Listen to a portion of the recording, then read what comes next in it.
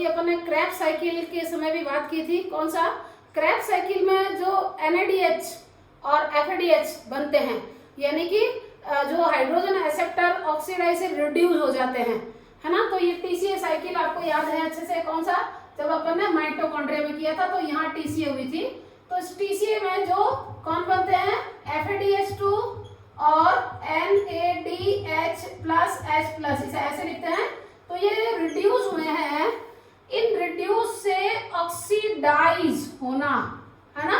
Oxidise क्यों होना? क्योंकि ऑक्सीडाइज होंगे तो इससे एनर्जी रिलीज होगी, और ये एनर्जी हमारे जो है डेली जो हमारे ग्रोथ एंड डेवलपमेंट में काम आती है, और ये माइटोकॉन्ड्रिया में स्टोर होती है। तो इस प्रोसेस को हम यहाँ क्या कहते हैं? अब हम नेक्स्ट बात करते हैं। इस प्रोसेस को हम कहते हैं electron transport system. Electron transport system, और इसे ही एक वर्ड और बोलते हैं ऑक्सीडेटिव फॉस्फोराइलेशन। Oxidative phosphorylation. और तीसरा इसी का नाम क्या है? Terminal oxidation. Terminal oxidation. इन सब के मीनिंग अभी आएंगे आगे। पहली बात, इलेक्ट्रॉन ट्रांसपोर्ट सिस्टम का मतलब क्या है?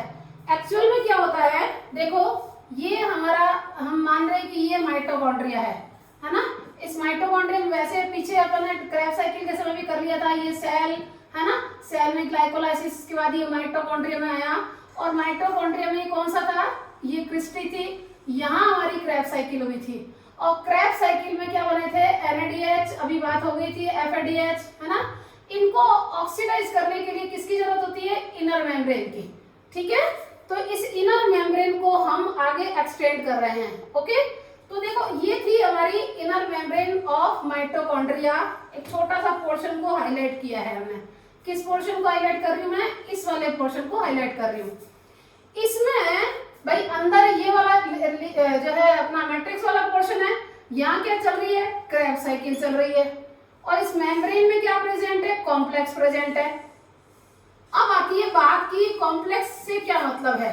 देखो, जब भी बच्चे कॉम्प्लेक्स वर्ड आए ना, इसका मतलब दो या दो से अधिक मॉलिक्यूल मिलकर यूनिट फॉर्म में फंक्शन कर रहे हैं, तो उसके लिए वर्ड जो है वो कॉम्प्लेक्स आता है। तो माइटोकॉन्ड्रिया की मेम्ब्रेन में 5 टाइप के कॉम्प्लेक्स होते हैं। माइटोकॉन्ड्रिया की मेम्ब्रेन में 5 टाइप के कॉम्प्लेक्स होते हैं। आओ, पहला कॉम्प्लेक्स जो है उसका नाम है NADH dehydrogenase. NADH dehydrogenase. Okay, दूसरा मैं यहाँ नहीं लिखूंगी, इधर लिखूंगी, जान के लिखूंगी, ध्यान रखना। उसका कारण अभी समझ में आ जाएगा आपको, है ना। दूसरे का नाम है FADH डिहाइड्रोजिनेज, या इसी का नाम है बेटा सक्सीनेट डिहाइड्रोजिनेज। सक्सीनेट डिहाइड्रोजिनेज, जिसे हम मार्कर एंजाइम भी कहते हैं। ओके, फिर नंबर थर्ड कौन सा? Cytochrome BC1। साइटोक्रोम BC1, ये हमारा 3rd नंबर कॉम्प्लेक्स है। 4th नंबर कौन सा? Cytochrome AA3। ठीक है, ये साइटोक्रोम AA3 कौन सा है? 4th नंबर कॉम्प्लेक्स है। इसी तरीके से 5 नंबर कॉम्प्लेक्स कौन सा होता है? ATPase enzyme. Okay, ATP synthase enzyme होता है, ये 5th नंबर कॉम्प्लेक्स होता है। ओके, अब देखो, यहाँ पे मैं फर्स्ट नहीं बनाई हूँ, ध्यान रखना। ठीक है, यहाँ पे मैंने क्या बनाया? सेकंड बनाया। उसके बाद 3rd भी बनाऊंगी, ओके, सेम वही है। 4th भी बनाऊंगी, सेम वही है। और 5th भी बनाऊंगी, सेम वही है। मैंने दोनों तरफ 4 कॉम्प्लेक्स ही बनाए हैं। कारण क्या होता है? हमारा जो मेन मोटो है किसका? इलेक्ट्रॉन ट्रांसपोर्ट या दिस रिएक्शन का मेन मोटो ये है, जो क्रेब्स साइकिल में NADH और FADH फॉर्म में एनर्जी पड़ी है, स्टोर पड़ी है, उस स्टोर्ड एनर्जी को वापिस रिड्यूस से ऑक्सीडाइज जब होती है प्रोसेस, तो उससे ATP के फॉर्म में हमें लेना है। लेकिन इस एटीपी के फॉर्म में लाने के लिए हमें पहले कई इलेक्ट्रॉन कैरियर से इन इलेक्ट्रॉन को पास ऑन करना होता है। और ये इलेक्ट्रॉन डोनर कौन है? ये NADH, FADH। क्यों? क्योंकि NADH दिख रहा है आपको, तो वो रिडक्टिव फॉर्म है। तो H जब अलग होगा तो इसके H के आयनिक फॉर्म अलग जगह जाएंगे और इलेक्ट्रॉन अलग जगह पास होंगे। तो आयनिक फॉर्म तो है वो क्या होता है, इस पेरी माइटोकॉन्ड्रियल स्पेस में छोड़े जाएंगे, ठीक है। और जो इलेक्ट्रॉन है इस मेम्ब्रेन में प्रेजेंट, ये जो कॉम्प्लेक्स है, ये जो कॉम्प्लेक्स है उससे ये आगे पास ऑन होते जाएंगे। तो इसलिए इसको इलेक्ट्रॉन ट्रांसपोर्ट सिस्टम कहते हैं। तो किसी भी हाइड्रोजन एक्सेप्टर जो कि अपने रिडक्टिव फॉर्म में है, उससे जो ऑक्सीडेटिव फॉर्म में कन्वर्ट करते हैं, यानी उसको रिड्यूस से ऑक्सीडाइज करते हैं, तो उस दौरान एक तो एनर्जी निकलती है, लेकिन इस प्रोसेस को पूरा करने के लिए हमें इस मेम्ब्रेन में प्रेजेंट कॉम्प्लेक्स से निकालना होता है। इसलिए उस सिस्टम को ETS कहते हैं। यानी कि एटीपी प्राप्त करने के लिए हमें सबसे पहली रिक्वायरमेंट कौन सी है? कौन सी रिक्वायरमेंट है? ETS, electron transport chain, electron transport system, ETC। और इसी के लिए दूसरा वर्ड क्या है? रेस्पिरेटरी चेन भी कहते हैं, क्योंकि ये रेस्पिरेशन में काम आती है। अगली बात, इसको हम ऑक्सीडेटिव फास्फोराइलेशन भी कहते हैं। आगे भी मैं इस बात को जो है हाईलाइट करूंगी, आगे जो मैं नेक्स्ट पॉइंट बताऊंगी। तो यहाँ पर क्या होता है, जब A3 साइटोक्रोम A3 है ना, जो ये फोर्थ कॉम्प्लेक्स है, यहाँ से इलेक्ट्रॉन यहाँ मैट्रिक्स में छोड़ता है। मैट्रिक्स में क्या होती है? ऑक्सीजन प्रेजेंट होती है और यहाँ हाइड्रोजन भी प्रेजेंट होते हैं। तो ये ऑक्सीजन है ना, ये हाइड्रोजन लेती है, इलेक्ट्रॉन लेती है और वाटर निकालती है, मतलब वाटर बनाती है, जिसको हम क्या कहते हैं? मेटाबॉलिक वाटर कहते हैं। क्या कहते हैं? मेटाबॉलिक वाटर कहते हैं। तो वैसे तो एरोबिक रेस्पिरेशन में हम कहते हैं कि ऑक्सीजन की रिक्वायरमेंट है, लेकिन यहाँ ग्लाइकोलाइसिस, क्रेब्स साइकिल या पूरे ETS तक कहीं ऑक्सीजन नहीं चाहिए, केवल लास्ट में ये ऑक्सीजन यहाँ पर चाहिए, टर्मिनल पॉइंट पर। इसलिए इसको क्या कहते हैं? Terminal oxidation, terminal oxidation. और यहाँ इलेक्ट्रॉन से पास ऑन होता है, तो यहाँ जो रिएक्शन होती है ना, वो ऑक्सीडेशन रिडक्शन होती है, और बीच बीच में एटीपी, अभी बताऊंगी नेक्स्ट में, एटीपी प्राप्त होते हैं। तो इसलिए इसको ऑक्सीडेटिव फास्फोराइलेशन कहते हैं, जो कि फोटोसिंथेसिस से थोड़ा भिन्न है, क्योंकि फोटोसिंथेसिस में लाइट एनर्जी का सोर्स है, जबकि यहाँ कौन सोर्स है? Oxidative reductive process. ओके, आज ये तीनों नाम समझ में आ गए हैं। अब आती है बात कि हम ये अभी पीछे वीडियो में भी याद किया था हमने कि NADH H+ जब वापिस ऑक्सीडाइज होता है, यानी NAD+ में आता है, तो 3 ATP मिलते हैं, है ना। और जब FADH वापिस FAD के फॉर्म में आता है, तो 2 ATP मिलते हैं। तो क्यों? ये कारण क्या है? इसका कारण क्या है? तो पहले तो आपको ये पता हो जाना चाहिए कि NADH कहाँ जाकर स्टार्ट करेगा अपनी जो रिडक्टिव से ऑक्सीडेटिव फॉर्म आने में, और FADH कहाँ स्टार्ट करेगा। तो अब पहले तो आपको ये समझ में आना चाहिए कि NADH है ना, वो फर्स्ट कॉम्प्लेक्स से स्टार्ट होता है। फर्स्ट कॉम्प्लेक्स से क्या होता है? NADH जो है वो देखो इधर मैट्रिक्स में बना हुआ है NADH H+, है ना, ये NAD में कन्वर्ट होगा। पूरी प्रोसेस नेक्स्ट में आ जाएगी जब मैं पूरा हाईलाइट वाला डायग्राम बनाऊंगी। कौन सा वाला? ये देखिए आप NCERT का ये वाला डायग्राम, ये देखो पूरा दिख रहा है आपको, ये वाला देखो आप, इसमें 3 जगह पर हाइड्रोजन रिलीज हुए हैं, एक ये और एक ये, है ना। फर्स्ट नंबर में, फिर थर्ड नंबर में, और फिर फोर्थ नंबर में आप देख रहे हो हाइड्रोजन रिलीज हो रहे हैं। तो ये वाला प्रोसेस में नेक्स्ट डायग्राम बनाकर बताऊंगी आपको, तो वहां देखिएगा आप, ठीक है। कुल मिलाकर मेरे कहने का मतलब, NADH से NAD जब ऑक्सीडाइज होगा तो फर्स्ट कॉम्प्लेक्स में एंटर करेगा, फर्स्ट से ये सेकंड में नहीं जाएगा। अगर यहाँ सेकंड है भी तो सेकंड से टाल के किसमें जाएगा? थर्ड में जाएगा। लेकिन यहाँ पे क्या प्रेजेंट है? यहाँ पे क्यूनॉन प्रेजेंट है। क्यूनॉन तो क्या है? मोबाइल प्रोटीन है ना, जो हाइड्रोजन ट्रांसपोर्टर का काम करता है खाली। ये मैट्रिक्स से हाइड्रोजन इधर लेकर जाएगा, जहां जहां ये होगा वो प्रोसेस अगली में समझ में आएगी, जहां जहां ये होगा ये हाइड्रोजन पास करेगा, फिर ये थर्ड में जाएगा, थर्ड से फोर्थ में जाएगा, है ना। और फोर्थ के लिए जाने के लिए भी यहाँ ध्यान रखना, एक मोबाइल प्रोटीन और होता है साइटोक्रोम C, है ना। और फिर यहाँ से वापस जाके कहाँ गिरेगा? मैट्रिक्स में गिरेगा। तो इसका मतलब फर्स्ट, थर्ड, फोर्थ, ये तो हो गए ETS को ये काम आए। अब ये जो प्रोटॉन ग्रेडियंट डेवलप हुआ, कैसे, यहाँ हाइड्रोजन अधिक हो गए पीएमएस में, यहाँ कम हो गए, यहाँ अधिक हो गए, तो हाइड्रोजन क्या होंगे, अब वापस एटीपी से मैट्रिक्स में आएंगे, तो यहाँ क्या हो जाएगा, वापस वो सारी प्रोसेस पीछे आगे आ जाएगी, चिंता मत करो, है ना। अभी तो मुझे खाली 4 कॉम्प्लेक्स थ्योरी या लोकेशन ऑफ द एटीएस बता रही हूँ, नेक्स्ट डिटेल आगे बताएंगे। तो ये देखो NADH से क्या होगा, ये वाली स्टेप पूरे हुए। अब अगर FADH यहाँ जब बना है, यहाँ तो मैं किसकी बात कर रही थी, NADH जो कि यहाँ बना था, जो NAD कन्वर्ट, अब ये FADH कन्वर्ट हुआ है। अब FADH को क्या करना है, FAD में कन्वर्ट करना है, ओके।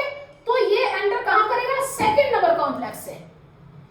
सेकंड तो FADH डिहाइड्रोजनेज या सक्सीडेड डिहाइड्रोजनेज, जो कि माइटोकॉन्ड्रियल मेम्ब्रेन पर ही प्रेजेंट है ना, और प्रेप्साइकिल में भी काम आता है, और इसको मार्कर एंजाइम कहते हैं।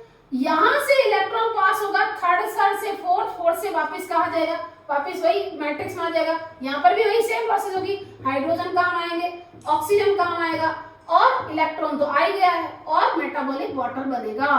प्रोसेस डिटेल नेक्स्ट में, ठीक है। अब बात आती है यहाँ पर कि इसका मतलब यहाँ 3 एंजाइम तो यहाँ काम आ गए, और चौथा कहाँ काम आएगा, ये जो सेम प्रोसीजर इसमें भी होगी, वही हाइड्रोजन का ग्रेडियंट डेवलप हो जाना, प्रोटीन ग्रेडियंट, इलेक्ट्रोकेमिकल ग्रेडियंट जिसे कहते हैं, डेवलप हो जाना, और वापस जो है एटीपीज एंजाइम से वापस जो है पीएमएस से हाइड्रोजन का कहाँ शिफ्ट होना, मैट्रिक्स में, और एटीपीएज एंजाइम एक्टिव होना, और एडीपी से एटीपी में कन्वर्ट हो जाना। ये थी सिंपल पहले इंट्रो। इलेक्ट्रॉन ट्रांसपोर्ट क्या है, रेस्पिरेटरी चेन क्या है, ऑक्सीडेटिव फास्फोराइलेशन क्या है, और टर्मिनल ऑक्सीडेशन क्या है, ये तो मैंने अभी इसकी डेफिनेशन बताई, प्रोसेस आगे में आएगी। अब आती है बात कि इससे 3 एटीपी और इससे 2 एटीपी क्यों मिलते हैं। तो अब मैंने इस छोटे से एक फ्रेगमेंट का यहाँ हाईलाइट किया है मैंने। ये जो कॉम्प्लेक्स है ना, ये बिल्कुल लाइन में प्रेजेंट होते हैं, इसीलिए फ्रेगमेंट का एक पार्ट अगर अलग करो ना तो वो एटी बनाने के लिए सक्षम होता है। तो देखो ये क्या होता है, देखो जैसे ये FMN, ये कौन सा है, फर्स्ट कॉम्प्लेक्स। ये देखो कोएंजाइम क्यों, ये FADH dehydrogenase succeeded dehydrogenase second complex, ठीक है। ये C1 और यहाँ से सॉरी BC1 है ना, B और C1, ये तो मोबाइल प्रोटीन है, मैं इस ब्लैक से बनाती हूँ, ठीक है, ये यहाँ से बनाती हूँ। देखो ये था हमारा फर्स्ट कॉम्प्लेक्स, फिर ये देखो साइटोक्रोम B से C1 तक, ये क्या है, सेकंड कॉम्प्लेक्स, सॉरी ये वाला सेकंड कॉम्प्लेक्स, फिर ये क्या है, थर्ड कॉम्प्लेक्स, और फिर ये मोबाइल प्रोटीन, और फिर ये क्या है, फोर्थ कॉम्प्लेक्स। आप देख रहे हो यहाँ पर तो क्या हम एटीपीएस तो केवल समझाने के लिए लास्ट में बनाते हैं, पर इसका मतलब ये नहीं है कि ये लाइन में होकर फिर एटीपीएस आता है, फिर लाइन होकर फिर एटीपीएस, ऐसा नहीं होता। एटीपीएस अलग अलग जगह पर लोकेटेड होता है ना। और एटीपीएस क्या है, जो मैंने पिछले वीडियो में बताया था, ऑक्सीसोम जो होते हैं वही एटीपीएस एंजाइम। तो देखो एक एटीपीएस कहाँ प्रेजेंट है, इस फर्स्ट कॉम्प्लेक्स के बीच में, दूसरा एटीपीएस कहाँ प्रेजेंट है, सेकंड कॉम्प्लेक्स के बीच में, और तीसरा एटीपीएस कहाँ प्रेजेंट है, थर्ड कॉम्प्लेक्स के बीच में। अब देखो जब NAD में कन्वर्ट होता है तो ये यहां से पास होकर जाता है, ये सीक्वेंस में प्रेजेंट है, ये रिडक्स पोटेंशियल के बेस पर प्रेजेंट है ना। तो यहां से पास होकर ये इलेक्ट्रॉन जा रहा है, यहां जा रहा है, यहां जा रहा है। सेकंड कॉम्प्लेक्स से अंदर एंटर नहीं करेगा, बट एटीपीएस एंजाइम तो है ना सेकंड के ठीक बाद, है ना। तो फर्स्ट में, थर्ड में और फोर्थ में एटीपीएस एंजाइम प्रेजेंट है। तो इसका मतलब NADH के बाद 3 एटीपीएस कॉम्प्लेक्स आ रहे हैं, तो 3 जगह पर हाइड्रोजन ट्रांसपोर्ट वाला होगा, और 3 जगह पर ही वापस प्रोसेस क्या होगी वो अगले पार्ट में आ रही है, अभी आ रही है, नेक्स्ट मैं कंटिन्यू कर रही हूँ उसको। तो इसका मतलब 3 बार एटीपी बनेगा, जबकि FADH के बाद देख लो आपको दी एक एटीपी इधर, एक एटीपीएस इधर, तो इसका मतलब FADH से 2 एटीपी बनेंगे, ठीक है। FADH जब FAD में ऑक्सीडाइज होगा तो 2 एटीपी बनेंगे। अब हम देखो जो है हमारा जो मेन मोटो है वो इस वाले डायग्राम को समझना, क्योंकि ये काफी कॉम्प्लेक्स है ना। तो इस चीज को समझना बहुत जरूरी है कि कहाँ कहाँ ये देखो हाइड्रोजन रिलीज हो रहे हैं, बस ये जहां जहां रिलीज हो रहे हैं ना वहां वहां एटीपीएज एंजाइम होता है, और वहां एटीपी फॉर्मेशन होता है, क्योंकि वहीं से जो एटीपी से चैनल प्रोटीन से होता हुआ F0 से होता हुआ जब प्रोटॉन ट्रांसपोर्ट होता है तो एटीपी एंजाइम एक्टिव होते हैं, और एटीपी से इनऑर्गेनिक फॉस्फेट जुड़कर एटीपी में कन्वर्ट हो जाते हैं। हाँ देखो ये जो अपन ने वो माइटोकॉन्ड्रिया वाली मेम्ब्रेन पे मैंने 5 कॉम्प्लेक्स बताए थे, है ना। तो वो पांचों कॉम्प्लेक्स है ना, उसकी एक्चुअल कंडीशन ये है। ये जो डायग्राम दे रखा ना, ये नई वाली एनसीईआरटी का है, काफी कॉम्प्लेक्स है डायग्राम। अभी देखो 1 मिनट में इसको सिंपल कर देते हैं, है ना। अच्छा, उससे पहले जो पुरानी एनसीईआरटी थी ना, उसमें ये वाला जो डायग्राम दे रखा है ये काफी सिंपल है ना। अभी अपन ने पीछे देखा था ना कि ये माइटोकॉन्ड्रिया की आउटर मेम्ब्रेन है और ये इनर मेम्ब्रेन है ना। और इस इनर मेम्ब्रेन पर याद कर लो, पीछे बताया भी, ये जो कॉम्प्लेक्स है ना 5, ये 5 कॉम्प्लेक्स है ना, इनको थोड़ा डिटेल में हाईलाइट कर रखा है और इसमें ये बता रखा है कि किस तरीके से हाइड्रोजन और इलेक्ट्रॉन पास होते हैं। काफी कॉम्प्लेक्स था, इसलिए डायग्राम पहले ही बना दिया गया है ना। तो देखो अब हम बात करते हैं कि अपनी क्या बात थी कि यहाँ पर जो मैट्रिक्स है ना, उसमें क्या बनता था, NADH और FADH है ना, NADH है ना और FADH2।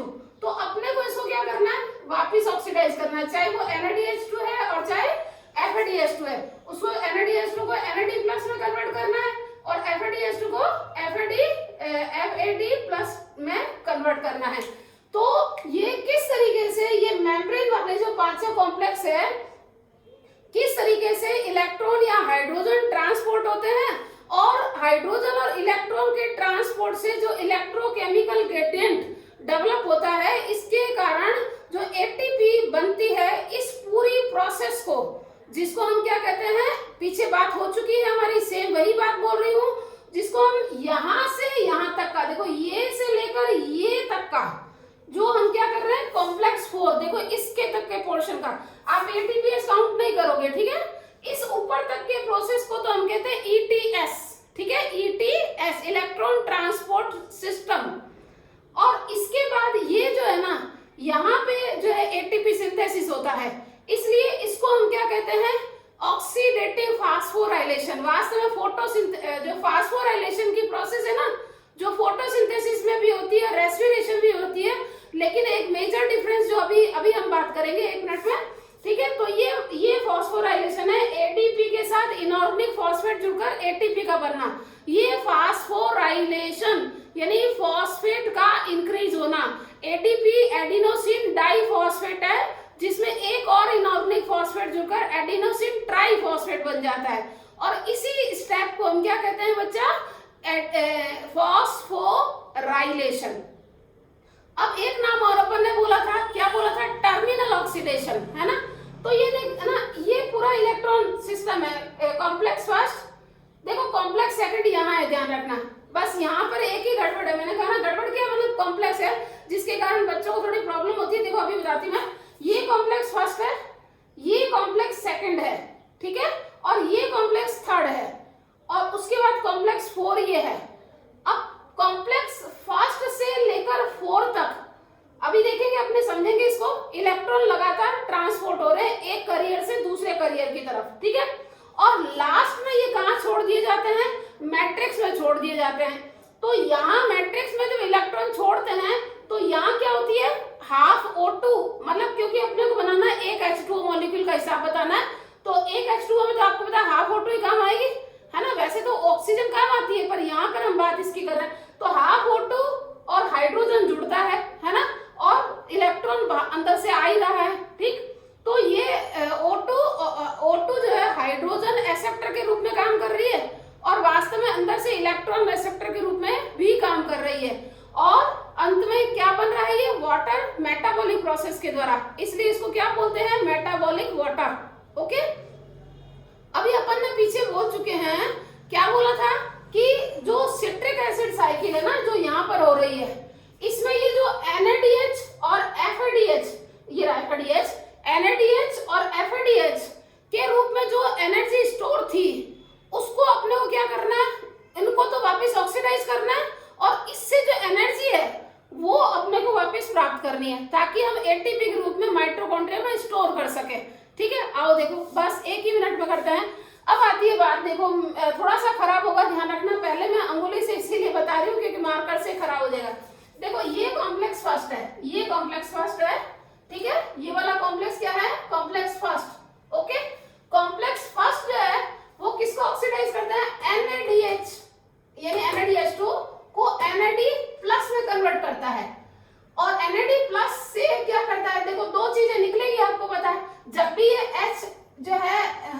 निकलेगा हाइड्रोजन अपने आयनिक फॉर्म में निकलेगा। कहाँ? देखो ये बात भी पहले हो चुकी थी, ये मैट्रिक्स है, ये इनर माइटोकॉन्ड्रियल मेम्ब्रेन है और ये इंटर मेम्ब्रेन स्पेस है, जो अपन ने यहाँ पे देख ली थी पीछे वाला पार्ट में, है ना। अब देखो क्या हो रही है प्रोसेस, क्या होगी इन तीनों के बीच में, मैट्रिक्स, इनर मेम्ब्रेन और इंटर मेम्ब्रेन स्पेस। तो ये जो है मैट्रिक्स है वो पड़ा, ये इनर मेम्ब्रेन है ये पड़ी, और ये इंटर मेम्ब्रेन स्पेस है ये पड़ा, ठीक है। अब क्या होता है कि ये NAD में कन्वर्ट होता है, तो हाइड्रोजन तो रिलीज हो जाते हैं कहाँ? इंटर मेम्ब्रेन स्पेस में, और इलेक्ट्रॉन कहाँ जाते हैं? यहाँ कॉम्प्लेक्स फक्स का कंपोनेंट है FMN, flavin mononucleotide. Okay, flavin mononucleotide जो है वो आयरन सल्फर युक्त प्रोटीन है। ये आयरन सल्फर युक्त प्रोटीन क्या करता है? इसके इलेक्ट्रॉन को लेता है और ये अपना इलेक्ट्रॉन किसको दे देता है? यूबीक्विनोन को दे देता है। यूबीक्विनोन क्या है? मोबाइल प्रोटीन है। मोबाइल प्रोटीन माने ये देखो यहाँ पर भी मिलेगा, यहाँ पर भी मिलेगा, तो इसका कोई स्थान फिक्स नहीं है।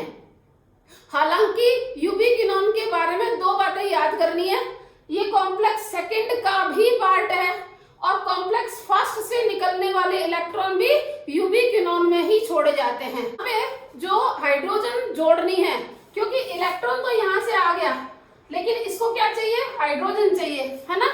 वो हाइड्रोजन देखो इस वाले जो डायग्राम है ना, देखो ये FMN से मैं कंपैरिजन जान के कर रही हूँ ताकि दोनों में आपको समझ में आ जाए कि अंतर क्या चल रहा है ना। तो इस चीज को आपको थोड़ा गौर करना पड़ेगा। ये देखिए अब देखो ये FMN का FES पार्ट से हाइड्रोजन इधर निकल गया, इलेक्ट्रॉन नीचे गया, इलेक्ट्रॉन कहाँ गया? ये FES पार्ट। अब देखो इलेक्ट्रॉन गया UQ के पास, लेकिन यहाँ UQ से क्या था? इलेक्ट्रॉन तो यहाँ से आया, हाइड्रोजन जब जुड़ेगा, इलेक्ट्रॉन और हाइड्रोजन जुड़ेगा तो ये क्या करेगा? यूबीक्विनोल में कन्वर्ट हो जाएगा, यानी इसका रिड्यूस फॉर्म। अब यूबीक्विनोल वापस ऑक्सीडाइज होगा, हाइड्रोजन तो छोड़ दिए जाएंगे कहाँ पर? इनर मेम्ब्रेन स्पेस में, और इलेक्ट्रॉन अगले कॉम्प्लेक्स में दे दिए जाएंगे, ठीक है। लेकिन इस डायग्राम में ये वाली चीज शो नहीं की गई है। ओके, आ जाइए खैर। अब देखो यूबीक्विनोल से यूबीक्विनोल में कन्वर्ट हुआ, अब वापिस इलेक्ट्रॉन गया अगले कॉम्प्लेक्स में। यहाँ पे कॉम्प्लेक्स थर्ड बताया हुआ है सीधा, सेकंड कॉम्प्लेक्स नहीं बताया हुआ है, सेकंड कॉम्प्लेक्स बाद में बताया हुआ है। कॉम्प्लेक्स थर्ड किसका होता है आपको पता है? साइटोक्रोम BC1, इसके शॉर्ट फॉर्म पहले बता चुकी हूँ मैं। BC1 देखो, साइटोक्रोम B और साइटोक्रोम C, ये भी क्या है? FES protein, iron sulphur protein से बना हुआ कॉम्प्लेक्स है। अब यहाँ से आया हुआ इलेक्ट्रॉन, यूबीक्विनोल से आया हुआ इलेक्ट्रॉन, यूबीक्विनोल तो क्या जाएगा? वापिस यूबीक्विनोल में कन्वर्ट हो जाएगा। वापिस देखो दो चीजें गई है यहाँ से, ध्यान रखना, एक तो जा रहा है कहाँ? इलेक्ट्रॉन जा रहा है, और दूसरा यहाँ से देखो ये हाइड्रोजन निकल रहा है, ये रहा हाइड्रोजन। ओके, तो इलेक्ट्रॉन तो गया कॉम्प्लेक्स थर्ड के साइटोक्रोम B में, और हाइड्रोजन कहाँ गया? इनर मेम्ब्रेन स्पेस में। अब आइए साइटोक्रोम B से इलेक्ट्रॉन जाएगा साइटोक्रोम C के पास, जो कि इस कॉम्प्लेक्स थर्ड का ही पार्ट है। साइटोक्रोम C से गया हुआ इलेक्ट्रॉन अब जाएगा एक मोबाइल प्रोटीन के पास। ये क्या है? मोबाइल प्रोटीन है, मोबाइल प्रोटीन है जो कॉम्प्लेक्स थर्ड और कॉम्प्लेक्स 4, देखो लिखा हुआ है यहाँ पे, ये कॉम्प्लेक्स थर्ड है, ये कॉम्प्लेक्स 4 है। इस कॉम्प्लेक्स थर्ड और कॉम्प्लेक्स 4 के बीच में इलेक्ट्रॉन के ट्रांसपोर्ट का कार्य करता है। कॉम्प्लेक्स थर्ड और कॉम्प्लेक्स 4 के बीच इलेक्ट्रॉन को ट्रांसपोर्ट करने का काम करता है। ओके, अब देखो ये साइटोक्रोम क्या था जो, अच्छा एक बात और याद रखनी, ये देखो ये रहा, यहाँ पर पड़ा ये रहा, है ना। तो अब आती है बात, ये रहा, ठीक है। साइटोक्रोम जो C है, ये मैंने एक तो बोला कि मोबाइल प्रोटीन है, दूसरा ट्रांसपोर्ट करने का काम करता है, तीसरा ये भी याद रखना है किस और है ये? Outer surface of mitochondrial membrane, क्योंकि क्वेश्चन ये भी बनता है। आ जाओ, साइटोक्रोम सी से गया हुआ इलेक्ट्रॉन किस में जाएगा? कॉम्प्लेक्स 4 में। कॉम्प्लेक्स 4 का नाम क्या है? देखो, cytochrome A, cytochrome A3, cytochrome A3 complex 4 का नाम था, पीछे बात हो चुकी थी। इसमें 2 कॉपर सेंटर है, ये देखो 2 कॉपर सेंटर इसको कहते हैं, ठीक है। यहां से गया हुआ इलेक्ट्रॉन कहां जाएगा? इस कॉपर सेंटर के पास, कॉपर सेंटर से A में, A से A3 में, और वापस कॉपर सेंटर में जाएगा। ये जो A3 है ना, ये लास्ट इलेक्ट्रॉन करियर है। यहां से इलेक्ट्रॉन अब कहां छोड़ दिया जाएगा? मैट्रिक्स में छोड़ दिया जाएगा। कहां छोड़ दिया जाएगा? मैट्रिक्स में छोड़ दिया जाएगा। अब मैट्रिक्स में क्या प्रेजेंट है? यहाँ पर हाफ ऑक्सीजन प्रेजेंट है और हाइड्रोजन भी प्रेजेंट है। तो हाफ ऑक्सीजन, ऑक्सीजन क्या करेगी? एक तरफ तो हाइड्रोजन एक्सेप्टर का काम करेगी और दूसरी तरफ क्या करेगी? इलेक्ट्रॉन एक्सेप्टर का काम करेगी। तो ये दोनों मिलकर क्या बना देंगे? मेटाबॉलिक वाटर बना देंगे। तो अभी तक देखो मैंने जो रिएक्शन बताई थी वो किस किस की बताई थी? कॉम्प्लेक्स फर्स्ट, कॉम्प्लेक्स थर्ड और कॉम्प्लेक्स फोर्थ, ठीक है। जब NADH NAD में कन्वर्ट होता है यानी ऑक्सीडाइज होता है, तो इन चारों में से 3 कॉम्प्लेक्स काम आते हैं, चौथा यहाँ काम आएगा। इसी को 4 कॉम्प्लेक्स थ्योरी कहते हैं। अब आता है FADH। जब FAD में कन्वर्ट हो यानी ऑक्सीडाइज हो, तो स्टार्ट कहां से होगा? कौन सा? कॉम्प्लेक्स नंबर 2 से। ये कॉम्प्लेक्स नंबर 2 कौन सा है? Succinate dehydrogenase. जो अपने क्रैब साइकिल में पढ़ा था ना, क्रैब साइकिल में जहां सक्सीनेट डिहाइड्रोजिनेज है उसको हम मार्कर एंजाइम कहते हैं, क्योंकि ये अभी पीछे दिखा देंगे हम, माइटोकॉन्ड्रिया की मेम्ब्रेन पर प्रेजेंट होता है। तो ये मेम्ब्रेन पर प्रेजेंट सक्सीनेट डिहाइड्रोजिनेज दोनों में काम आता है, क्रैब साइकिल में भी काम आता है और ETS में भी काम आता है, ठीक है। तो ये देखो, अच्छा बनता कब? देखो आपको बताया था सक्सीनेट फ्यूमेरेट में कन्वर्ट होता है, तो ये एंजाइम सक्सीनेट डिहाइड्रोजिनेज काम आता है। तो कॉम्प्लेक्स 2 जो है वो सक्सीनेट डिहाइड्रोजिनेज, ओके। अब सक्सीनेट डिहाइड्रोजिनेज क्या करेगा? FADH2 को FAD में कन्वर्ट किया इसने, ठीक है। अब FAD जो है अपना, FAD का भी वापस क्या? आयरन सल्फर प्रोटीन है, तो इससे इलेक्ट्रॉन कहां जाएगा? FES में जाएगा। अब देखो ध्यान रखना, मैं पहले ही बता चुकी हूँ कि ये यूबिक्विनोन मोबाइल प्रोटीन है, ठीक है। तो देखो, ये अगर फर्स्ट कॉम्प्लेक्स में से इलेक्ट्रॉन जाएगा तब भी यूबिक्विनोन से, और सेकंड से जाएगा तब भी यूबिक्विनोन से ही जाएगा, ओके। तो यहाँ से जो हाइड्रोजन था, जैसे इसका जो हाइड्रोजन यहाँ से दिखाया हुआ, यहाँ वाला दिखाया हुआ नहीं है, लेकिन यहाँ से जो हाइड्रोजन था FADH से FAD बदला था, तो यूबिक्विनोन को यूबिक्विनोल में कन्वर्ट किया। और अब क्या है? देखो, यहां से यूबिक्विनोल से हाइड्रोजन तो गया बाहर इनर मेम्ब्रेन स्पेस में, और इलेक्ट्रॉन गया कौन से? कॉम्प्लेक्स 3 में। अब मैं क्या कहना चाह रही हूँ, देखो 2 प्रोसेस को साथ में देखना है। देखो मैं इन 2 पेन से साथ में चलाती हूँ। देखो ये देखो, इधर देखो, यहां से भी ये जब NADH के ऑक्सीडेशन की प्रोसेस है, ये FADH के ऑक्सीडेशन की प्रोसेस है।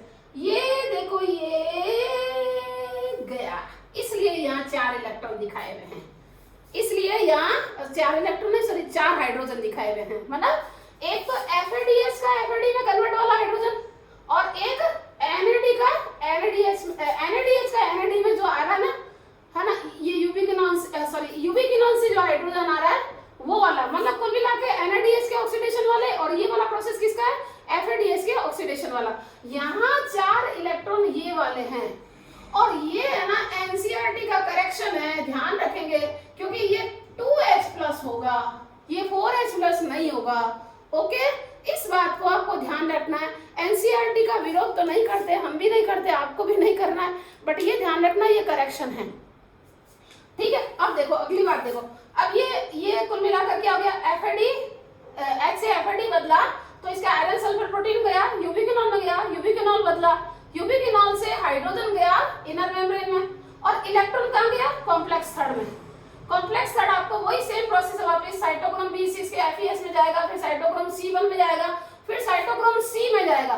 साइटोक्रोम सी मोबाइल प्रोटीन है जो कि इलेक्ट्रॉन को थर्ड से किस में भेजेगा, सीधा फोर्थ में भेजेगा।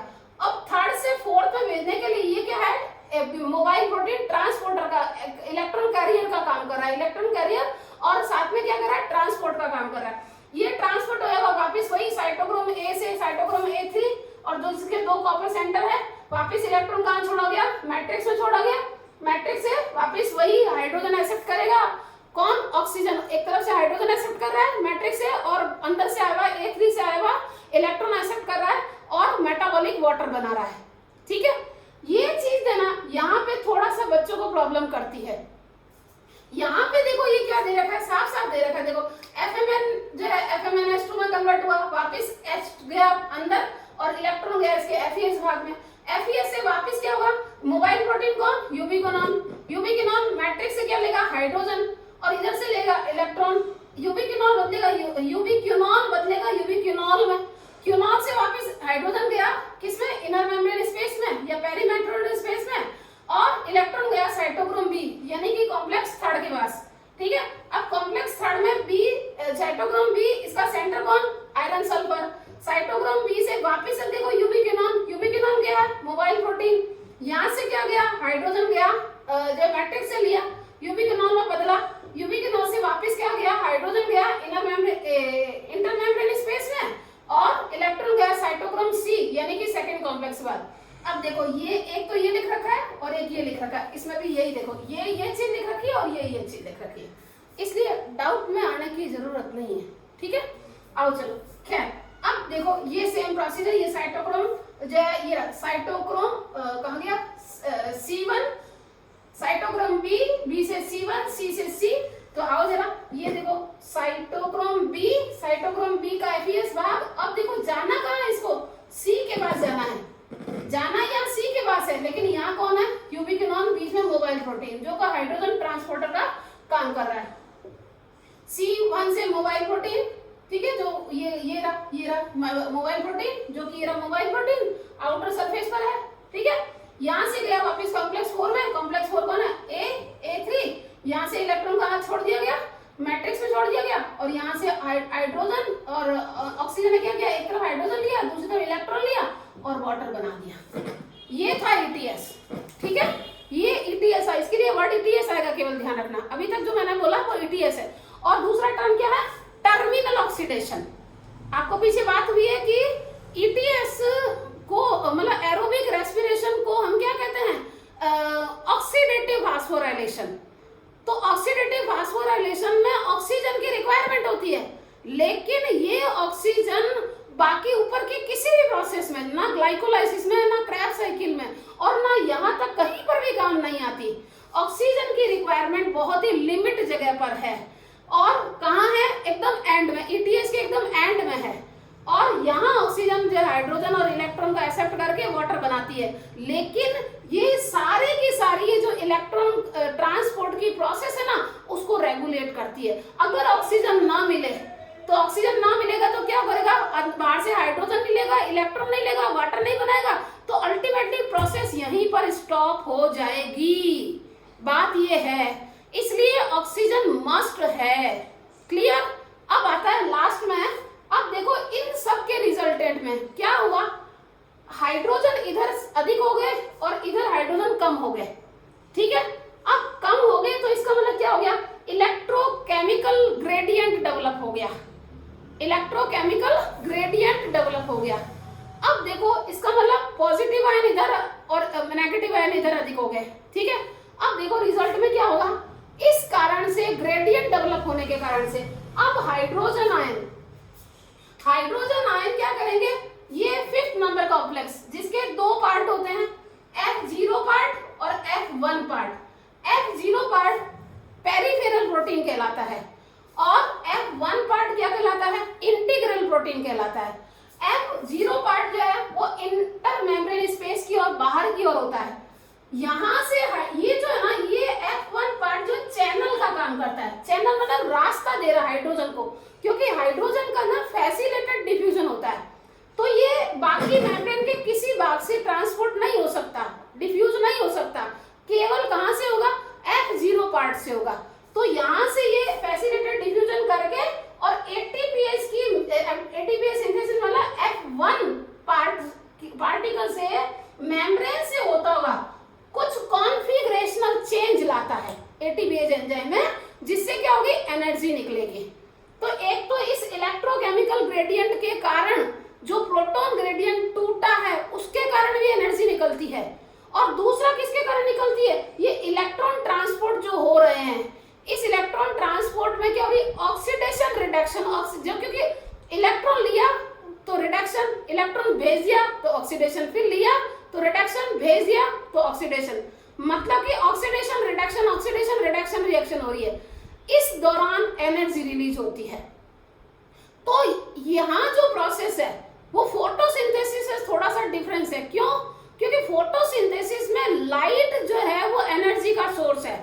वो लाइट की प्रेजेंस के कारण वाटर का ब्रेक डाउन होता है, फिर वाटर से निकले हुए इलेक्ट्रॉन जो है वो पास ऑन होते हैं और उसमें प्रोटॉन ग्रेडियंट डेवलप होता है। प्रोटॉन ग्रेडियंट के ब्रेक डाउन के कारण एनर्जी रिलीज होती है, और वो एनर्जी जो है एटीपी को एटीपी बनाने में काम आती है। लेकिन यहाँ जो एनर्जी का सोर्स है जो कि एटीपी के साथ इनऑर्गेनिक फॉस्फेट जोड़कर एटीपी बनाता है, वो सोर्स कौन है, ऑक्सीडेशन रिडक्शन प्रोसेस, यानी ऑक्सीडो रिडक्टेज जो है प्रोसेस जो है वो यहाँ पर एनर्जी का सोर्स है। तो ये जो एनर्जी रिलीज होती है, और दूसरा एनर्जी कौन सा, इलेक्ट्रोकेमिकल ग्रेडियंट डेवलप होने के कारण जो प्रोटॉन जो है ट्रांसपोर्ट होता है, यहाँ कॉन्फ़िगरेशन चेंज होता है, उसके कारण जो एनर्जी निकलती है वो ATPase enzyme, ATP synthase enzyme को क्या कर देती है, एक्टिवेट कर देती है, और यहाँ एटीपी इनऑर्गेनिक फॉस्फेट के साथ जुड़कर एटीपी में कन्वर्ट हो जाता है। तो ये एक सिंपल प्रोसेस थी, ठीक है, ओके। तो अल्टीमेटली एक NADH जब NAD में कन्वर्ट होता है तो 3 ATP मिलते हैं, और एक FADH जब FAD में कन्वर्ट होता है तो 2 ATP बनते हैं। ये है हमारा कौन सा स्टेप था, ETS यहाँ तक है ना, टर्मिनल ऑक्सीडेशन यहाँ, और ऑक्सीडेटिव फास्फोराइलेशन यहाँ। जैसे ये भी NCERT पुरानी वाला डायग्राम है, तो यहाँ तक क्या है, ETS, ये क्या है, टर्मिनल ऑक्सीडेशन। और यहाँ पर वापस देखो ये रहा है ना, यहाँ प्रोटॉन ग्रेडियंट डेवलप हुआ, इधर प्रोटॉन अधिक यहाँ कम, तो दोनों में ग्रेडियंट डेवलप हो गया। ग्रेडियंट माने कंसंट्रेशन में डिफरेंस होना, तो प्रोटॉन की कंसंट्रेशन में डिफरेंस हुआ, तो डिफरेंस होने के कारण प्रोटॉन अपने हाई कंसंट्रेशन से लो कंसंट्रेशन की तरफ मूव करेगा। तो मूव करेगा तो क्या करेगा, ये फैसिलिटेटेड डिफ्यूजन के कारण इस F0 पार्टिकल से जाएगा, जाने से क्या होगा, यहाँ कॉन्फ़िगरेशन चेंज आएंगे, और चेंज आने से जो एनर्जी निकलेगी वो क्या हो जाएगी, एटीपी के साथ इनऑर्गेनिक फॉस्फेट जुड़कर एटीपी में कन्वर्ट कर देगी। ओके, ये था हमारा कंप्लीट ऑक्सीडेटिव फास्फोराइलेशन कह दो, चाहे टर्मिनल ऑक्सीडेशन कह दो, और चाहे ETS कह दो।